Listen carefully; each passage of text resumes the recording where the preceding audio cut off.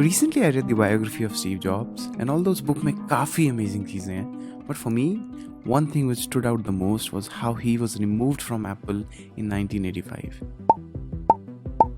And उसके कुछ साल बाद ही Apple was in a terrible position. So much that around 1997 it was on the verge of dying.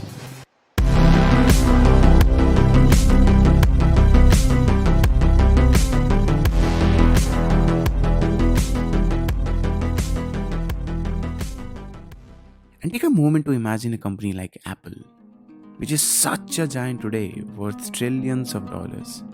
वो शायद आज exist ही नहीं करती. So the question is, how did Apple make a comeback? Steve ने वापस आने के बाद ऐसा क्या किया which made Apple what it is today? And also, what is this 30% rule and how can we apply this in our life? Let's find out.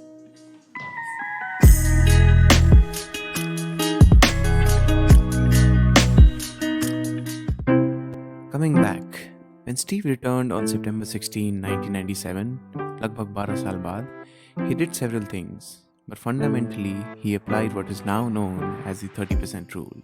He noticed that there are 30% of the things in Apple that were incredibly good, and 70% of things that were not that good and they did not need to be making. वो 70% ऐसी चीज़ें थीं जिनसे consumers interested नहीं थे, जिन पर Apple को focus करने की ज़रूरत भी नहीं थी. He noticed how unfocused Apple had become, once known for simplicity, now is messed up a lot.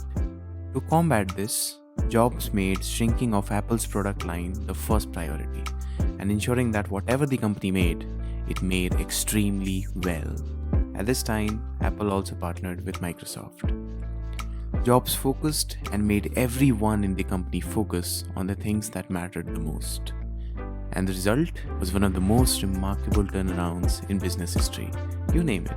The iPod, the iPhone, the iPad, new and improved computer design, and retail stores that looked like something out of the future. By focusing on the 30%, the best of the best, Apple rebuilt its reputation for creating simple, clean, and beautiful products that are a joy to use. And Apple continues to excel today based on the philosophy developed under Jobs' leadership. And here's a video clip of Steve talking about the same. What I said was that we examined the future product roadmap, not the products that are shipping today, the future ones that we were working on. And what we found was that 30% of them were incredibly good. And about 70% of them were either pretty good or things that we didn't really need to be doing, businesses we really didn't need to be in. And so we've pared a lot of that back so we could focus the same amount of original resource even more on what was remaining and add a few new things in. So the resources that we're investing are equal or greater than we have been, but it's on fewer things, so we're going to do a better job at them, I think. So now that we know about the 30% rule, the question is, इसे हम अपनी life में कैसे apply करें? You see, हमारे life में भी ऐसा ही होता है. In our lives as well, there are only about 30% things, or maybe even less, which are genuinely important to us, and 70% things or more which just seem important but are not. For instance, हमारे phone में अभी जितने भी apps हैं, उसमें around 70% apps बेकार के हैं. And by that I mean वो apps जिनकी हमें ज़रूरत नहीं है, जो हमें सिर्फ distract करते हैं. सिर्फ 30% काम के apps हैं जिन पे हमें focus करना चाहिए, और चाहो तो अपना फ़ोन भी चेक कर सकते हो.